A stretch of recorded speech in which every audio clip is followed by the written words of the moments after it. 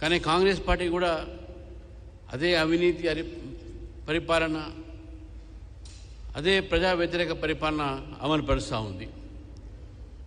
ఈ నేపథ్యంలో తెలంగాణ ప్రజల ముందు ఈరోజు ఒక రాజకీయ ఒక ప్రత్యామ్నాయం భారతీయ జనతా పార్టీ మాత్రమే కనబడతా ఉంది. నిన్న నేను నల్గొండ, సూర్యాపేట్, కోదాడి ప్రాంతంలో నా పర్యటన చేయడం జరిగింది. ఈ మొట్టమొదటి పర్యటన. నాకు చూశాను చాలామంది, నేను బార్ అసోసియేషన్ వెళ్ళాను, డాక్టర్స్ని కలిశాను, వ్యక్తిగతంగా చాలామంది నన్ను కలిశారు. వాళ్ళందరూ కూడా అదే అంటున్నారు, సార్ ఈసారి మేము బీజేపీకి అవకాశం ఇస్తామని చెప్పేసి. సరే బీజేపీ ప్రభుత్వంలో రావాలి అని చెప్పేసి వాళ్ళు కోరుతూ ఉన్నారు. మరి అటువంటి ఆకాంక్ష ప్రజల్లో ఉన్నది. ఈరోజు భారతీయ జనతా పార్టీ ఆ ప్రజల ఆకాంక్ష మేరకై మనం తయారు కావాలి.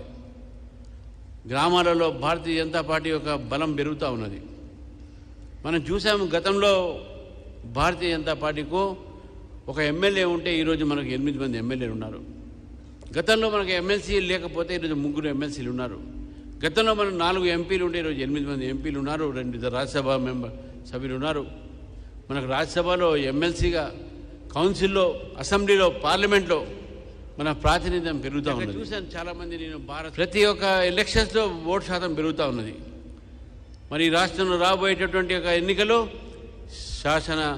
మన స్థానిక లోకల్ ఎలక్షన్స్ ఉన్నాయి, లోకల్ బాడీ ఎలక్షన్స్ ఉన్నాయి, స్థానిక ఎన్నికలు, స్థానిక సంస్థలకు జరిగే ఎన్నికల్లో భారతీయ జనతా పార్టీ, ఇంతకుముందు సునీల్ బన్సాల్ గారు చెప్పారు, మన చంద్రశేఖర్జీకి చెప్పారు, స్థానిక ఎన్నికల్లో మనం భారతీయ జనతా పార్టీ పూర్తిగా మనం తయారైతే ఉండాలి, గెలవాలి, గెలిచి తీరాలి అనేటటువంటి ఒక సంకల్పంతో మనం ముందుకు పోవాలి. ఏదైతే విజయ సంకల్ప, ఏదైతే మన కార్యక్రమాలు పెట్టుకుంటున్నామో ఇవంతా కూడా మనము ఈ యొక్క రాష్ట్రంలో భారతీయ జనతా పార్టీకి మంచి పరిణామాలు రావాలి. పరిణామాలు రావాలంటే కార్యకర్తలు కదలాలి. కార్యకర్తలు కదలాలంటే నాయకులు ముందుకు రావాలి, కలిసివెలిసి ముందుకు పోవాలి అనేటువంటి అవసరం ఉందని చెప్పేసి కూడా ఈరోజు తెలియజేసిన మిత్రులారా.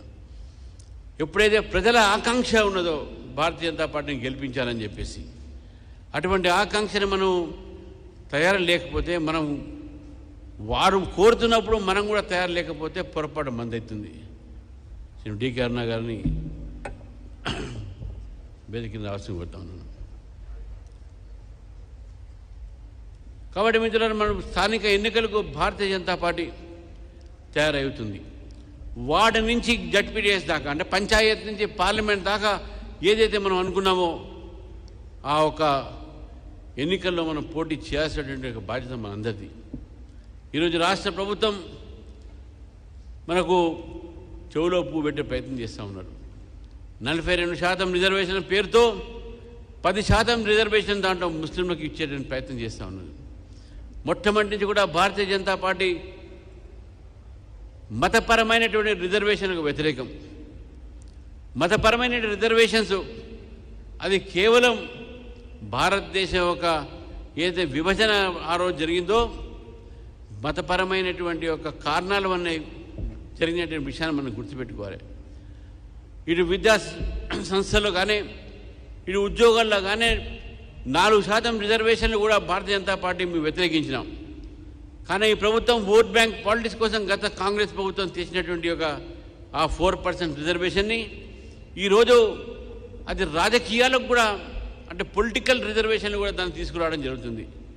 ఈ 10% ముస్లిం రిజర్వేషన్స్ రాజకీయ పొలిటికల్ రిజర్వేషన్ పెడితే ఈ నష్టం జరిగేది ఈ దేశంలో ఉన్న, ఈ రాష్ట్రంలో ఉన్నటువంటి బీసీలకు మాత్రమే. అందుకే దీన్ని భారతీయ జనతా పార్టీ వ్యతిరేకిస్తుంది. ఈ చర్య బీసీల వ్యతిరేక చర్య అని చెప్పేసి కూడా భారతీయ జనతా పార్టీ భావిస్తూ ఉంది. మిత్రులారా, చాలా మంచి వాతావరణం ఉన్నది, చాలా మంచి ఫలితాలు మనకు వచ్చేటువంటి అవకాశం మనకు కనబడతా ఉన్నాయి. ఈ సమయంలో అందరం కూడా కష్టపడి కలిసిమెలిసిగా పనిచేస్తే భారతీయ జనతా పార్టీకి మంచి ఫలితాలు వస్తాయని చెప్పేసి కూడా నేను ఆశిస్తూ, రాబోయే రోజుల్లో మనం ఉద్యమాలు చేయాలి. ఈ ప్రభుత్వం వ్యతిరేకంగా ఉన్నటువంటి వాతావరణాన్ని మనం భారతీయ జనతా పార్టీ తప్పకుండా గమనిస్తున్నది.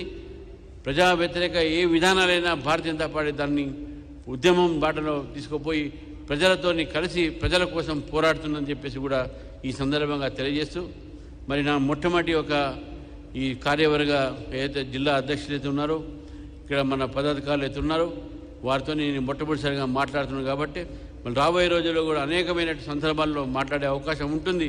మరి ఈ సమావేశంలో ఇంతవరకు నేను చెప్పి మరొకసారి మనం కలిసి ముందుకు వెళ్దాం. ప్రజలు మన కోసం ఎదురు చూస్తూ ఉన్నారని చెప్పి తెలియజేస్తూ, ఒక ప్రాంతానికే భారతీయ జనతా పార్టీ కాదు, యావత్ తెలంగాణలో భారతీయ జనతా పార్టీ ఈరోజు పెరుగుతున్నది, పెరగాలి. మన ఓటు శాతం కూడా పెరిగింది కాబట్టి మనకు నమ్మకం ఉంది. ఆ ఒక నమ్మకంతోనే మన అందరం కూడా ముందుకు పోవాలి, ఆ విశ్వాసంతోనే మనకు ముందుకు పోవాలి.